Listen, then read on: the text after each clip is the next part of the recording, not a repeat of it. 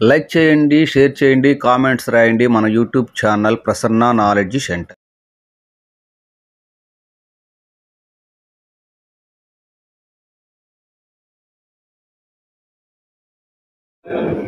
Sir ఇక Sunday ఇష్టం ఇలా సాయంత్రం దాకా ఉంటుంది సార్. ఇలా ఏం కాదు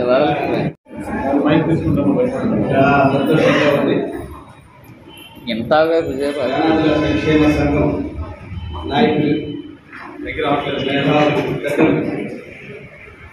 మరి చాలా మందిని అనాథల్ని యాద చేయగలిగారు. సంతోషం సార్. గుంటూరు జిల్లా నుంచి ఎంతమంది వచ్చారు సార్? చేయండి. గుంటూరు జిల్లా ఓకే. నెక్స్ట్ బాపట్ల జిల్లా వాడు. బాపట్ల జిల్లా నుంచి ఎంతమంది వచ్చారు?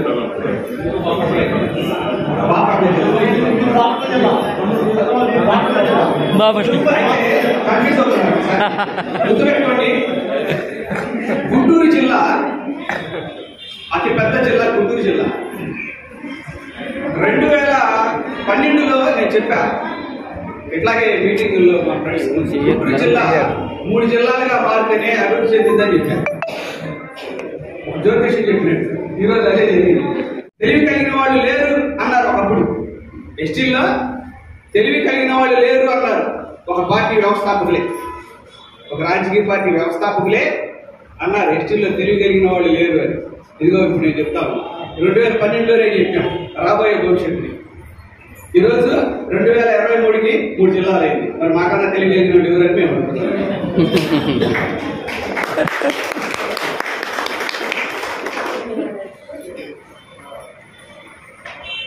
నిజమైనటువంటి ఈ భూమి పుత్రులం, వారసులం, ఎవరన్నా నీతి నిజాయితీ కలిగినటువంటి ఉన్నతమైనటువంటి వ్యక్తిత్వం కలిగిన మనుషులు ఎవరు అంటే యానాదులే అని మేము ఈ సభాముఖంగా గట్టిగా చెప్తాం.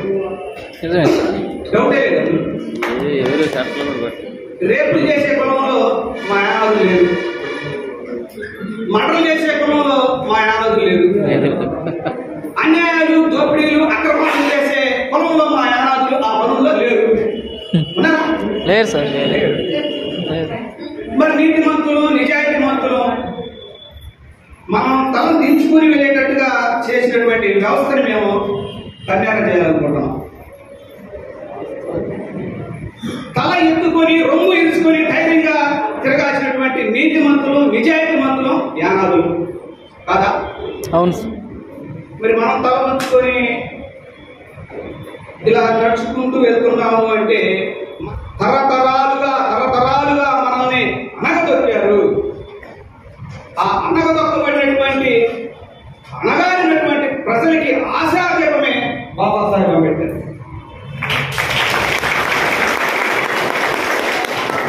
బాబాసాహెబ్ నీకు జోహారు, దీన బాంధవ నీకు జోహారు.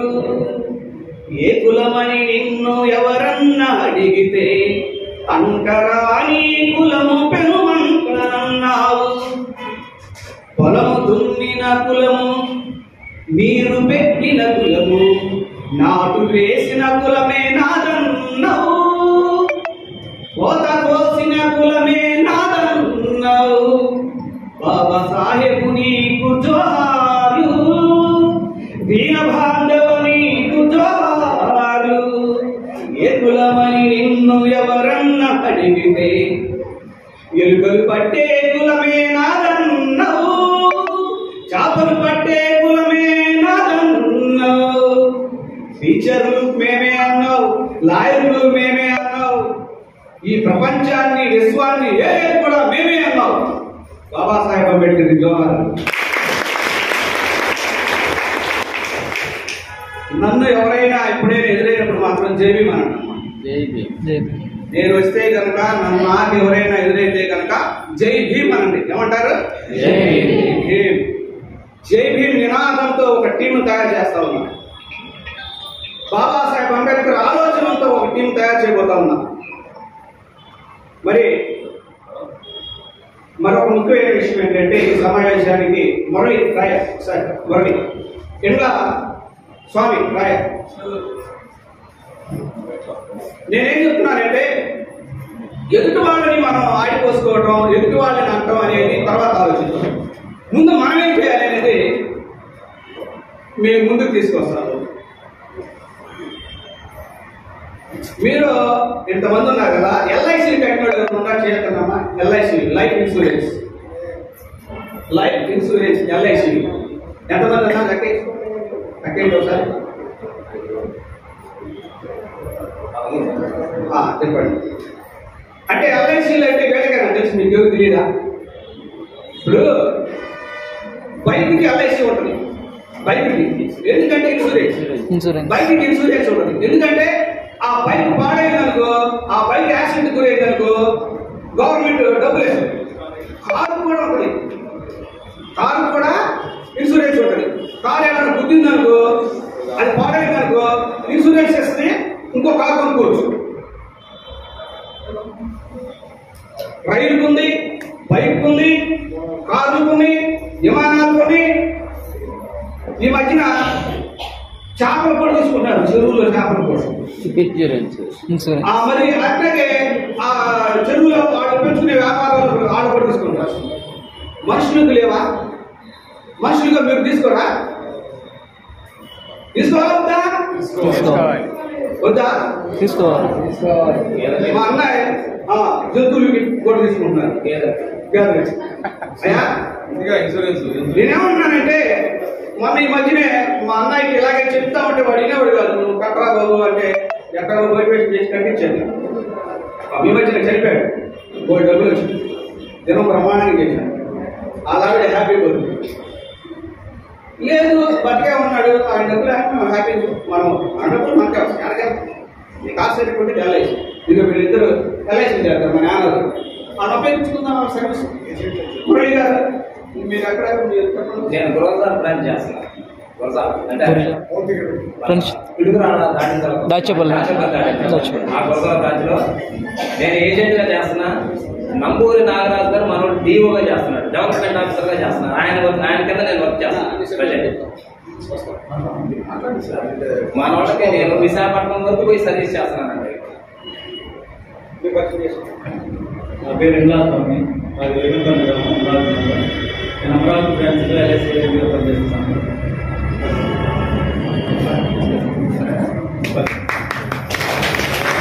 అయితే ముందు మనం మన వాళ్ళు షాప్ పెడితే ఆ షాప్ మనం బాగు అని, మనోడు చిల్లర కొట్టి పెట్టారు మనం బాగు ఆయన మనం విమర్శిస్తూ ఉంటాం. మనోడు ఏదన్నా బైక్ రిపేర్ షాప్ పెడితే మనం బాగు ఆయన మనం విమర్శిస్తూ ఉంటాం. మన డబ్బు అంతా ఇంకోటి దొరికించి వస్తాం. ముందు మనం మార్చుకోవాలి కదా. మనం మార్చుకోవాల్సిన అవసరం ఉందా లేదా? మనం మార్చుకోవాలి. మనం ఇప్పుడు యానాదుల సంక్షేమ సంఘం అనేటువంటి ఒక అసోసియేషన్ వీళ్ళు ఏర్పాటు చేశారు. చెట్టువాకులు పుట్టవాకులు విడివిడిగా ఎక్కడెక్కడో విడివిడిగా ఉన్నటువంటి మనమందరం ఒక సంఘాన్ని ఆధారం చేసుకొని ఒక దగ్గరికి వస్తే బలమైనటువంటి వాయిస్ ఉంటుందా?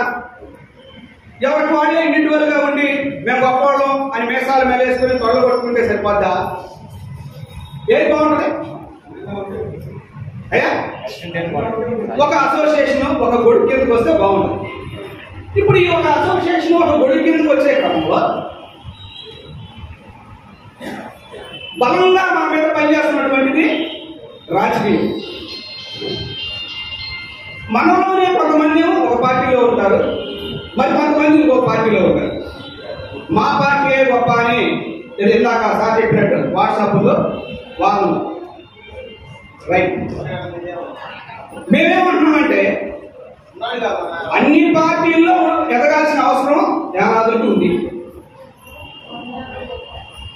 అన్ని సెంటర్లో కూడా, అన్ని వర్గాల్లో కూడా, అన్ని పనుల్లో కూడా యానాదులు అభివృద్ధి చెందాల్సిన అవసరం ఉంది. ఉందా? అందుకని మేమేమంటున్నామంటే సందుకొక్కడు, గొంతుకొక్కడు, వీధికొక్కడు, ప్రతి రంగంలో కూడా యానాదులు ఉండాలి అని మేము కోరుకుంటున్నాం. దానికి మార్గాలు ఏంటి? మీరు ఏదైనా ఒక మార్గంలోకి వెళ్ళాలి అంటే మీ మనసులో ఏదైనా భయం ఉంటే ఇదో ఇలాంటి పెద్దలకు ఫోన్ చేసి వాళ్ళ సపోర్ట్ తీసుకోవాలి. మీరు ఏదైనా చేయాలి అనేటువంటి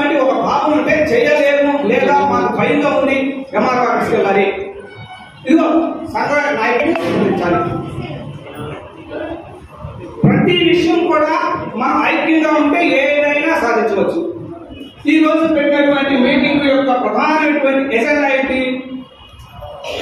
ఏ రాజకీయ పార్టీ అయినా పర్వాలేదు, ప్రతి రాజకీయ పార్టీలోకి మనం వెళ్ళాలి, మనల్ని ఆ పార్టీ వాళ్ళు గుర్తించాలి. ఇది ప్రధానమైన ఎజెండా. ఇక్కడ పెద్ద పెద్ద రాజకీయ పార్టీలు చాలా ఉన్నాయి. వాళ్ళు యానాదులను గుర్తించట్లేదు, వీళ్ళ ఫలాన్ని గుర్తించట్లేదు. ఈ ఆంధ్రప్రదేశ్ రాష్ట్రంలో 35 ఎస్టీ తెగలుంటే వాళ్ళలో దాదాపుగా అతి ఎక్కువ మంది యానాదులే. మరి అతి తక్కువ ఓట్లు కలిగినటువంటి కుల నాయకులకి అన్ని రాజకీయ పార్టీలు గుర్తించి పెద్ద పెద్ద పదవులు ఇస్తున్నారు. అది ఎక్కువ సంఖ్య కలిగినటువంటి, అతి ఎక్కువ ఓట్లు కలిగినటువంటి ఈ యానాదుల్ని ఏ పార్టీలు గుర్తించలేదు.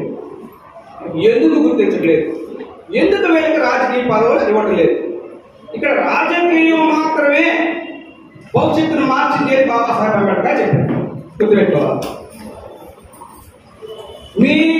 మీరు అభివృద్ధి చెందాలంటే రాజకీయంగా అభివృద్ధి చెందాలి అని బాబాసాహెబ్ అంబేద్కర్ చెప్పారు.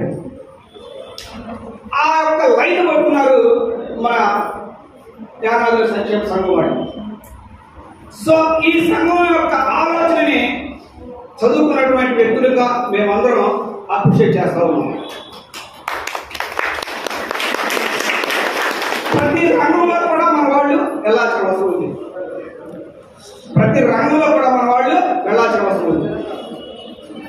మనం ఎప్పుడైతే ఐక్యంగా 1,00,000 మంది కనుక ఒక చోట గ్యాదర్ అయ్యి మన వాయిస్ వినిపించగలిగితే అప్పుడు ఈ ఉన్నటువంటి రాజకీయ పార్టీలందరూ కూడా గుర్తిస్తారు కదా అనేటువంటిది మన వాళ్ళ యొక్క ఆలోచన. ఇది మంచిదేనా? చాలా మంచిది. చెప్పండి.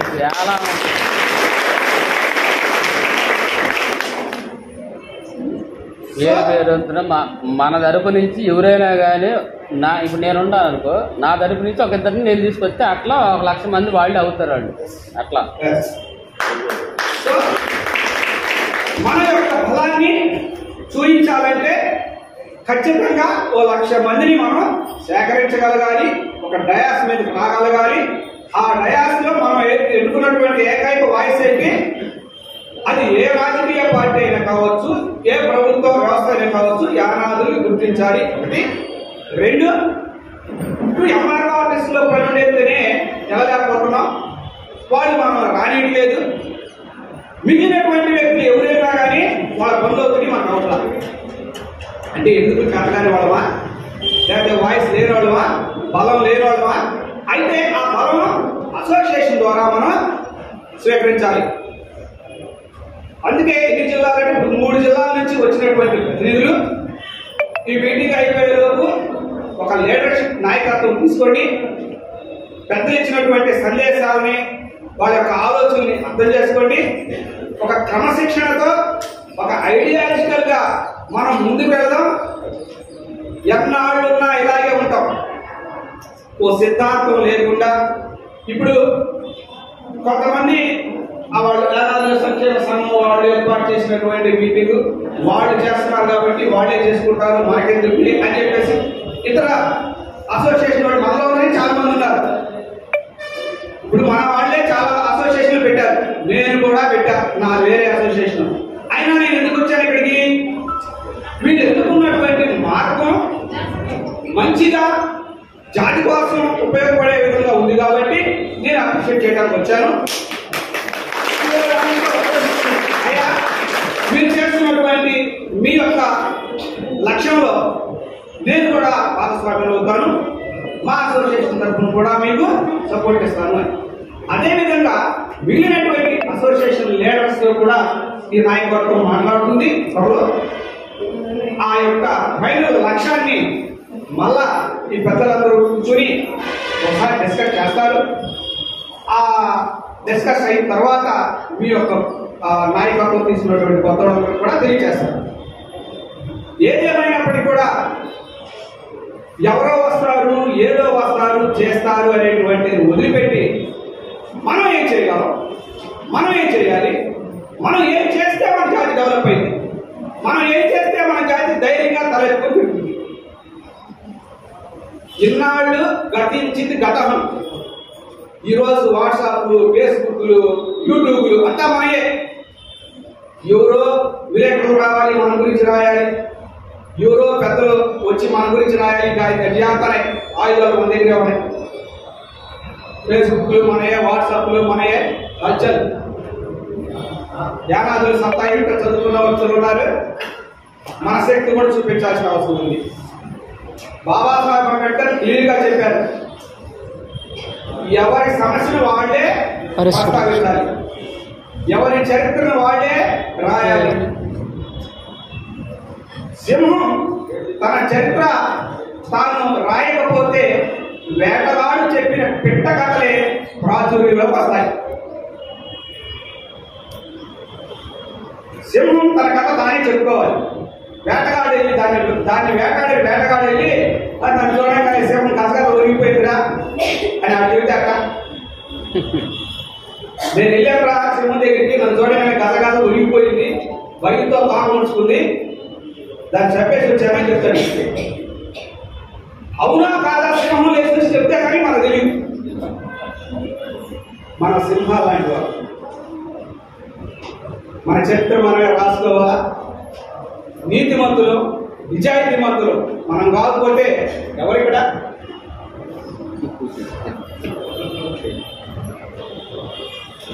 నీతి న్యాయం మన సొంతం. ఇకపోతే చదువుకున్నటువంటి వ్యక్తులు ఏ చదువు తర్వాత ఏ చదువు చదవాలి, ఏ చదువు చదివితే ఏ ఉద్యోగం వస్తుంది, ఏ ఉద్యోగానికి ఎలా అప్లికేషన్ పెట్టుకోవాలి, అటువంటి విషయాలు ఏమైనా ఉంటే నా దృష్టికి తీసుకురండి.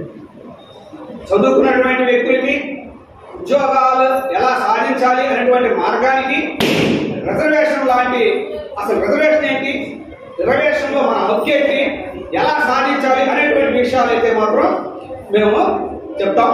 అలాగే అంబేద్కర్ ఆలోచనల్ని, అంబేద్కర్ ఐడియాలజీని, జేబీ నినాదాన్ని యానాదుల్లో ఫోకస్ చేయడం కోసం నేను ఒక టీముగా ఏర్పాటు చేస్తున్నాము. ఆ టీంలో ఉన్నవాళ్ళు అక్కడికి వస్తారు, ఎడ్యుకేటర్స్. ఇక్కడ యానాదుల సంక్షేమ సంఘం యొక్క లక్ష్యాన్ని, ఆ లక్ష్యానికి దిశగా వెళ్లే ప్రయత్నంలో మనం అందరం కూడా భాగస్వామ్యం అవుతాం. ఇక్కడ ఎవరు ఏ స్టేజ్లో ఉన్నా, ఎవరు ఏ నాయకత్వంలో ఉన్నా, ఎవరు ఏ డిపార్ట్మెంట్ లో ఉన్నా, ఎవరు ఏ సంఘంలో ఉన్నా, ఎవరు ఏ ఉద్యోగంలో ఉన్నా, యానాదులు అనగానే అక్కడికి యానాదులంతా రావాలి అని చెప్పేసి నేను కోరుకుంటా ఉన్నా.